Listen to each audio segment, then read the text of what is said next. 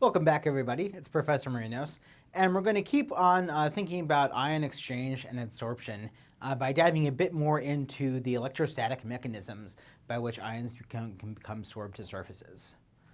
So by the end of this video, I want you to be able to describe the two sources of charges in mineral particles and one source of charge in organic matter. I want you to be able to define cation exchange capacity, and I want you to be able to predict whether a soil will have high or low cation exchange capacity based on a qualitative description of soil mineralogy, age, and texture. So let's get into that. So the big question that I left you with last time is, why are these solid surfaces negatively charged? We said that they were, but I didn't give you any reason why you should believe me. Why are things like metal oxyhydroxides bearing negative charges? So to understand why solids in the soils bear negative charges, I think I need to give you a quick crash course in clay mineralogy. So clays are aluminosilicate minerals. And from that word, you can deduce that they contain aluminum, silicon, and the ate suffix means that they contain oxygens, just like sulfate is sulfur bonded to oxygens. And so those are your basic elements that comprise clays, and these elements come together to form structural building blocks from which your various clays are assembled.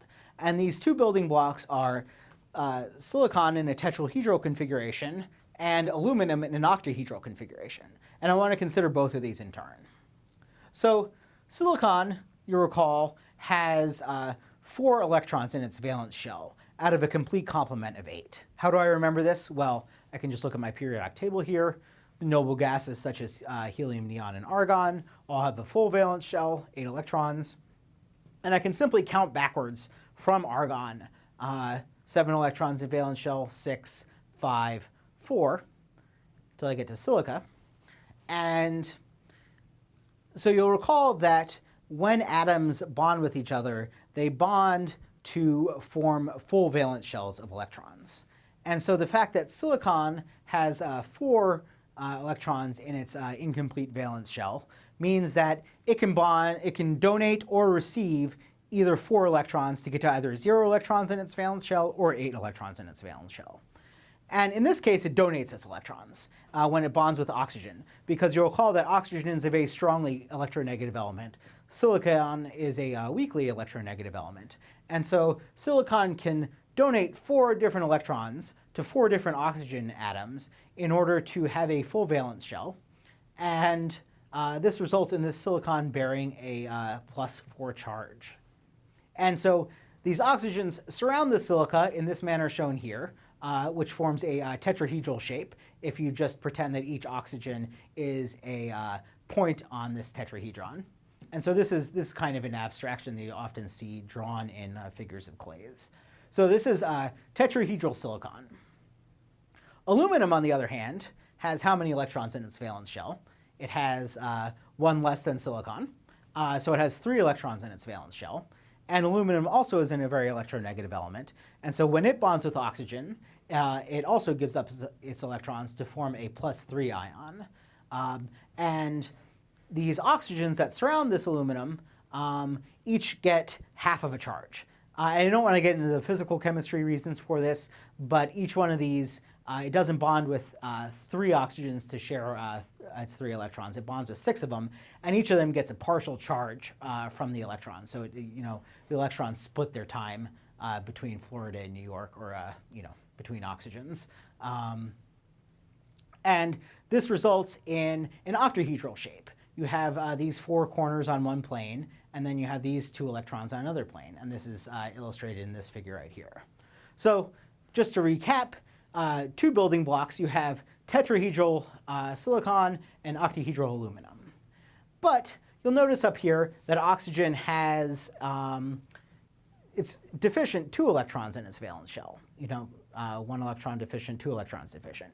And so oxygen tries to form bonds with other atoms that will give it 2 electrons so that it can complete its valence shell. And you'll note that each oxygen here only got 1 electron from this silicon. And here it only got half of an electron. So how does oxygen complete its valence shell to form a valence stable molecule? Well, the way that it does this is the basis of the formation of clays. It comes together with other ones of these building blocks. And you can see here, illustrated here, these up here, these red tetrahedra are the silicon tetrahedra, and these blue octahedra in the center are aluminum octahedron. And each one of these oxygens, which are actually explicitly drawn here, these little dots here, is bonded to either two silicon atoms, so it gets one electron from each, thus completing oxygen's valence shell, or it's bonded to one silicon and two aluminum, as shown at this interface here. So it gets half of an electron from each of these aluminums and one electron from the silica, thus filling oxygen's valence shell and forming each one of these oxygens being a stable, a valence stable configuration. And so these sheets grow out because in order to satisfy the valence requirements of both the silicon, aluminum, and the oxygen, they need to be in this, this kind of sheet-like configuration in order to have a valence stable and electrically neutral molecule, this crystal shown here. Okay, and so you have two different kinds of clays, which I'll just touch on briefly right now. You have this sort of Oreo sandwich where you have aluminum in the center and with silica on either side of it. And this is called a 2-to-1 clay because you have 2 silica to 1 aluminum. And over here, over here, you have a 1-to-1 clay where you just have 1 layer of aluminum and 1 layer of silicon bonded to each other. And these 2-to-1 clays tend to be younger, less thermodynamically stable clays that after repeated weathering will transform into these 1-to-1 clays. And then silicon will be progressively lost even further to form, to just leave this aluminum in the soil. So this is the process of desilication, which Matt touched on briefly. Progressive loss of silicon from clay minerals such that you only have the least soluble aluminum and iron oxyhydroxides remaining in very, very old soils. But anyway, that's enough about weathering sequences. This is your basic structure of clays, and they like to stack together in pretty darn cool sheets like this. So these are phyllosilicates.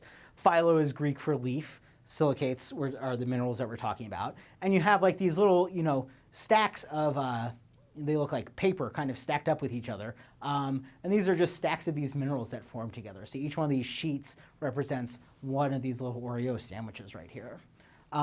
So this is the basic structure of clays, but you'll notice that these are actually, we said that they're valence stable and they're electrically neutral. So why do clays have negative charges then if these are electrically neutral? Now that you understand a bit about clay mineralogy, we're ready to launch into that question. And the answer to that is the principle of isomorphic substitution.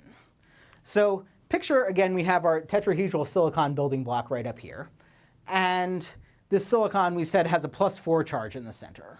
But say during clay formation, what if some other ion, such as an aluminum, drifted by and bonded with oxygen in the same place that silica had? So in a tetrahedral configuration instead of aluminum's normal octahedral configuration. Well, aluminum only has a +3 charge, we said. Silicon has a +4 charge. And so what you've then created in this clay crystal is a charge imbalance by substituting this aluminum in for this silicon. But the shape remains the same. It's still this tetrahedral pyramid. It's just that you've had a substitution of the central atom that's in this structural unit. And so that's why it's called an isomorphic substitution. Iso means same, morphic means shape. But this results in a charge imbalance. You've now, by putting in this aluminum, you now have a -1 charge in this structural unit. Same exact thing can happen to aluminum octahedra. Instead of an aluminum with a +3 charge, say you get a magnesium or calcium or an iron 2 coming into this position. That also, magnesium, calcium, and iron 2 all have +2 charges, and so that creates a similar charge imbalance. So either in your octahedral or in your tetrahedral layers, you can have these substitutions of different elements into the crystal lattice. These are just slight imperfections in the crystals that result in a net charge imparted to these clay particles. So that's the basis for isomorphic substitution, and that is the reason why clays bear charges, or one of the reasons why clays bear charges. So just to summarize this, isomorphic substitution during clay mineral formation results in clays bearing a permanent net negative charge on them. And it's permanent because it's kind of baked into the crystal lattice. There's no way to alter those charges without completely dissolving the crystal. And 2-to-1 clays have a much greater degree of isomorphic substitution than 1-to-1 clays do, because during the weathering process, these imperfections are gradually stripped away and exported in hydrologic flow. And so as clays weather, you get less and less isomorphic substitution, and so you have less and less net negative charges on clay surfaces. Okay, so that's the basis of permanent charges in clay. Now I'm going to talk about another source of charge in clay, which is temporary charges or variable charges. So charges that are baked into the crystal lattice of clay minerals aren't the only source of negative charges. You'll recall here that at the edge of these crystals here, these oxygens aren't bonded to any other silicon. So what are they bonded to? Well, these oxygens were produced by the hydrolysis of water, the splitting of water into H plus and OH minus. And so these oxygens typically have a hydrogen bonded to them as well. When the clay mineral is forming, your edge oxygens have a hydrogen instead of another silicon attached. And if that crystal grows, that hydrogen is displaced into solution and another silica will attach to it. But these edges of the crystals always have hydrogens on them, or they can have hydrogens on them. But because they're hydrogens just hanging out at the end of these minerals, these can essentially exist as in acid-base equilibria with the environment.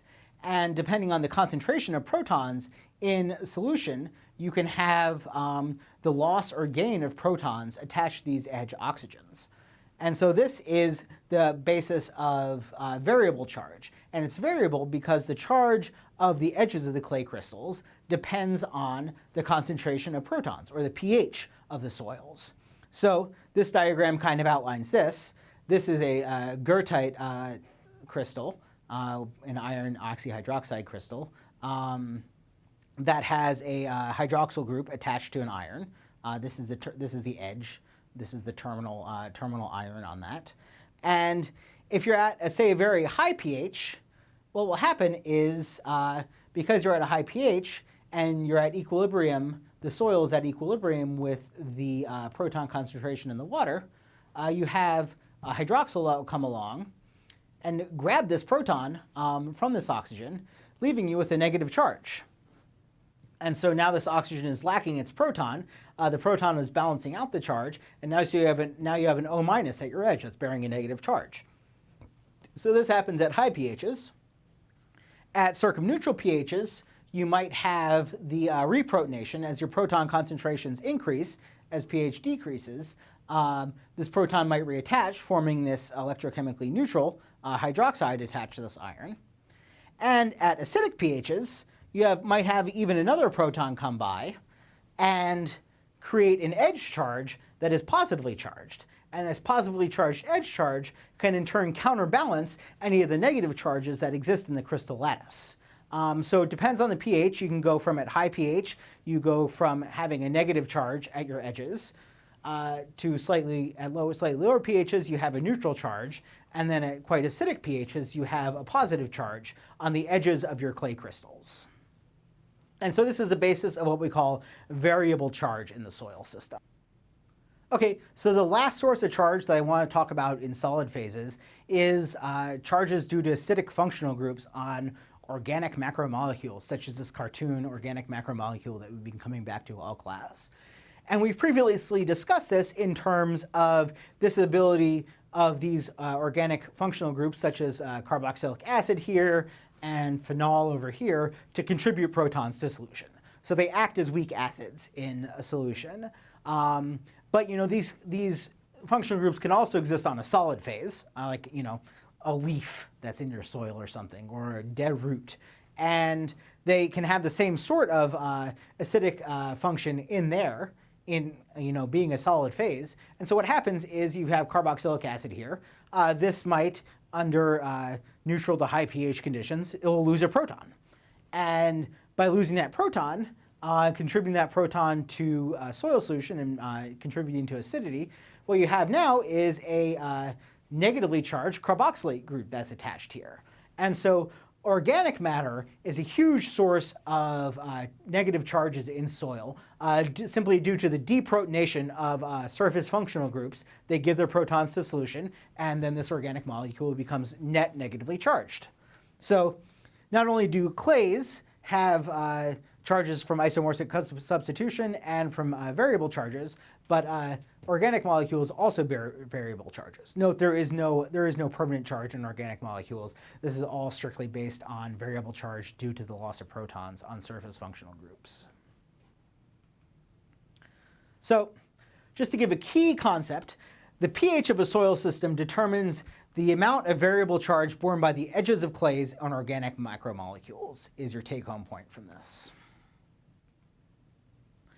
And so we can take the sum of all the negative charges due to isomorphic substitution, due to negative charges from variable surface charge, and we can also subtract the sum of all the positive charges, say like in very acidic conditions, your surface functional groups become doubly protonated and bear a positive charge.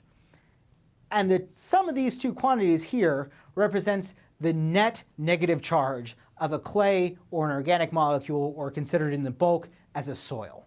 So if you can measure the net negative charge of a soil, what you can do is you can determine the capacity of that soil to adsorb protons via electrostatic attraction. And we call this the cation exchange capacity. Again, the cation exchange capacity is simply the sum of the negative charges minus the sum of the positive charges in a soil.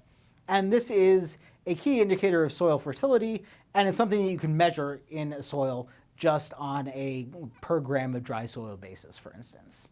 The charge density per gram of dry soil is what the cation exchange capacity is. So this is a key metric of soil fertility, but because it determines how much soils will retain of positively charged nutrients versus exporting them from an ecosystem in stream water. Soils that have very high cation exchange capacity tend to be very fertile soils that grow crops well, whereas soils with very low cation exchange capacity have a very low tendency to grow good crops. And so this is intimately charged to both, paired to both the amount of organic matter in the soil, which contributes negative charges, and the amount of clay in a soil. So if you have very, very sandy soils, you'll have low cation exchange capacity, and very sandy soils tend to be infertile soils. If you can try and fix that by adding a bunch of organic matter to your soil, which is what farmers often do, but those two factors, clay and organic matter, generally determine the cation exchange capacity of a soil, and in turn generally determine the overall fertility of a soil. Okay, now I want to link this back to something that we discussed in the last module, which is the degree of weathering and how the degree of weathering in a soil affects its cation exchange capacity and its ability to retain nutrients. So over here, we have a very lightly weathered inceptisol, whereas contrast this with this highly weathered oxisol over here from a tropical environment. And first thing that I want to bring out is that the dominant clay types are different between these two soils. This lightly weathered soil over here has 2-to-1 clays. 2-to-1 clays form first before 1-to-1 clays do. And then as weathering progresses and you have progressive desilication of the clays, the silica is lost and it forms clays with a 1-to-1 ratio of silica to aluminum. So less weathered 2-to-1 clays, greater weathered 1-to-1 clays in the older soil, the more highly weathered soil. I'm saying older and highly weathered kind of interchangeably, but not necessarily older, just more highly weathered. Secondly, we said that 2-to-1 clays have a high degree of isomorphic substitution. And so this soil will have a lot of charge that's permanent charge based on isomorphic substitution, whereas 1-to-1 clays have a much lower degree of isomorphic substitution because the things that can substitute in, such as calcium and magnesium, have largely been stripped from the soil due to weathering. So low degree of isomorphic substitution over here, low permanent charge density in these clays, high permanent charge density over in these clays. Next, the pH of younger soils tends to be relatively high, not necessarily alkaline, but kind of circumneutral, whereas the pH of older soils tends to be lower. And the reason for this is that these soils still have a lot of minerals that can dissolve and weather and neutralize acidity, whereas the acidity neutralizing minerals in these old soils have long been stripped away from the soils. So particularly in humid environments, this won't necessarily hold for very arid environments, but in humid environments, old soils tend to have very low pH, whereas newer soils can have a slightly higher pH. And this results in differences in the variable charge density. Older soils, such as over here, because they have a low pH, tend to have a net positive charge or a neutral charge on the edges of their clay crystals. Whereas at the higher pH of these younger soils, you have more of a chance for the edges of clay particles to bear negative charges, or at least not bear positive charges. So if you have this pH difference, which is somewhat common among soils of different degrees of weathering, you'll have also greater negative charge density in this younger soil than you will in this more highly weathered soil over here. So, but we also said that organic matter can matter for the charge density. And so in this soil, this young soil, because clays are an appreciable source of negative charge, you have both clays and organic matters contributing to the negative charges of the solid phases of soil. Whereas over here, this oxisol basically has almost no charge being contributed from its clays, or maybe it even has a slight positive charge being contributed from its clays. And so organic matter is going to really be the only thing that can drive cation exchange.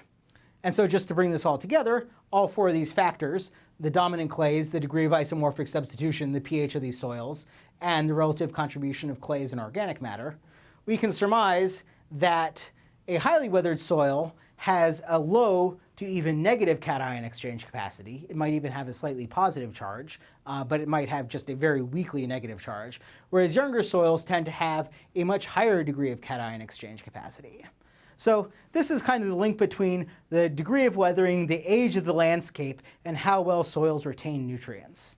In the tropics, you have very, very bad problems of soil fertility because of these old, very old soils. Whereas like in a place like New York, a glacier came by and scraped away all the old soil 10,000 years ago. And so we're dealing with relatively young, relatively rich soils in this area. So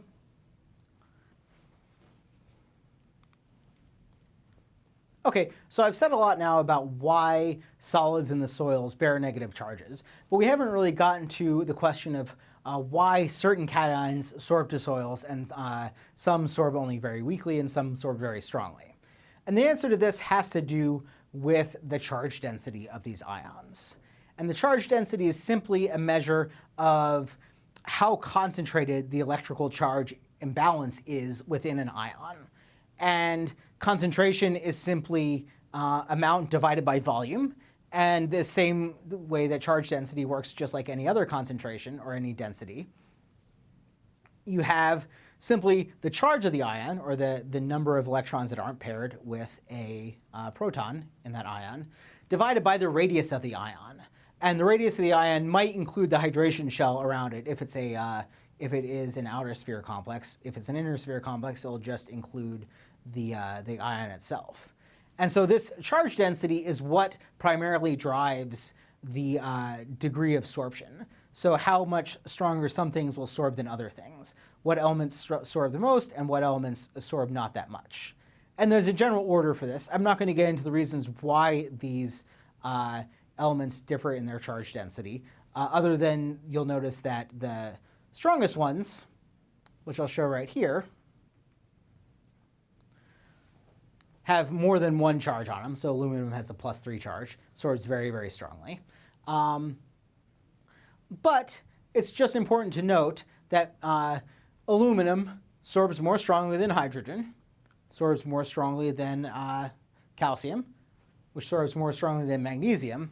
And then there's a huge disconnect here between magnesium and potassium. Potassium sorbs only very weakly, and ammonium weaker still, and sodium the weakest. So if you have a soil that has a lot of sodium in it, say, and you irrigate it with something like calcium sulfate, what's going to happen is that this calcium is going to sorb to those negatively charged sites on the soil particles and displace the sodium. And so what happens is you put calcium sulfate in and you get sodium sulfate out. This is what you're going to see coming out in your water. And you'll recall calcium sulfate is gypsum. And oftentimes what people will do is if they have sodic soils that contain a lot of sodium, they will add calcium sulfate to their soils, get that calcium to displace all the sodium. Sodium is very bad for plants. And by displacing that sodium into the water, they've essentially remediated their soil from this sodic condition. So yeah, the general series of sorption strengths is shown here. You'll note that protons are over here. Protons very strongly displace from things from the soils. And so one of the primary effects of acid rain that we haven't touched on yet, well, we've touched on it a little bit, is that calcium and magnesium that were sorbed to soil particles, when acid rain hits the soil, those calcium and magnesiums are displaced and they come out in the water.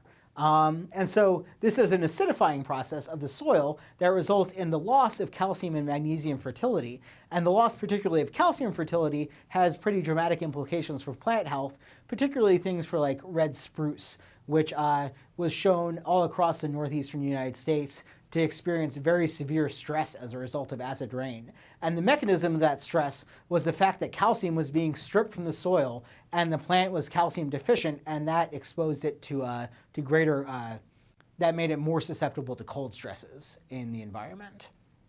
So you have this constant exchange of different cations for other cations on the soil. That's why it's called cation exchange, because you can have some of these cations coming in and they displace other ones and those come out into solution. And it's all governed by this adsorption series shown here. And I just wanted to show you this figure here again, just to remind you that we said that outer sphere complexes sorb less tightly than inner sphere complexes. And that's simply because you have this huge hydrated shell right here that has a relatively low charge density simply because the radius is huge. Versus these inner sphere complexes, you just have this small sphere because it's just the ion interacting directly with the surface. And so this is the electrochemical mechanism by which you have outer sphere complexes forming less tight bonds than inner sphere complexes on soils.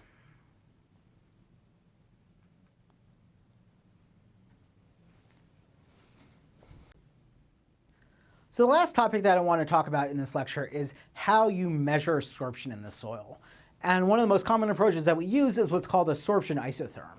And these are very, very easy to construct. All you do is you take a soil, put it in a little centrifuge tube, and you put some sort of sorbent into it, say like calcium.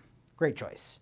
You take some calcium sulfate, put it in the centrifuge tube with it, put some water in, shake it up, and you have put in a known amount of calcium, and then you open up the lid of that, take out a sample from the supernatant, from the water that's on top, and measure how much calcium remains in solution, which is what's on this x-axis here.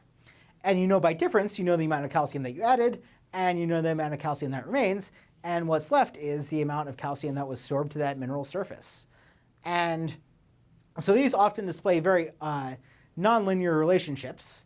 And the reason is that at the beginning, at low concentrations of your sorbent, there are a lot of exchange sites to absorb it, and so a good bit of it absorbs, but then you start saturating the exchange sites, and so you have a kind of leveling off as you get to higher and higher concentrations of sorbent.